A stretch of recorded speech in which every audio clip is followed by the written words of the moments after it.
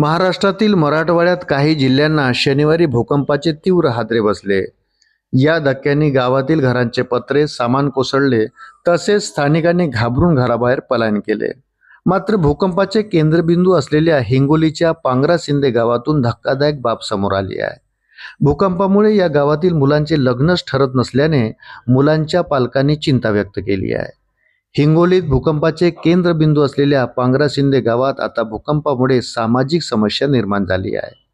या गावात मुलींचे आईवडील विवाह सोहळ्यासाठी मुलगीच देत नसल्याचे पुढे आले आहे. 2017 पासून पांगरासिंदे गावात भूकंपाचे धक्के जाणवत आहेत. शनिवारी देखील 8:45 भूकंपाचा तीव्र धक्का बसलेला आहे.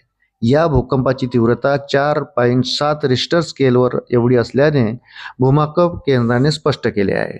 दरम्यान काल झालेल्या भूकंपामुळे पांगरासिंदे गावात अनेक जुनी मातीची घरे पडली आहेत.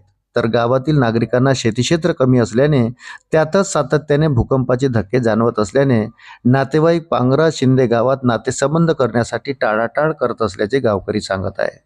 या सामाजिक समस्येमुळे गावात 200 पेक्षा अधिक तरुण विवाह करण्याच्या प्रतीक्षेत असल्याचं देखील गावकऱ्यांनी म्हटलं आहे. नांदेडमध्ये शनिवारी सकाळी 8:45 सुमारास भूकंपाचा धक्का जाणवला.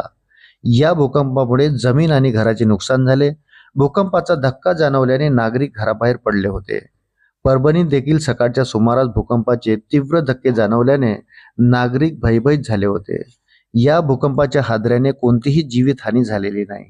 नागरिकांनी घाबरून जाऊ नये आणि अफवावर विश्वास ठेवू नये असं आवाहन प्रशासनाकडून करण्यात आलेलं आहे. अशाच नवनवीन अपडेटसाठी व्हिडिओला लाईक आणि चॅनलला सबस्क्राईब जरूर करा.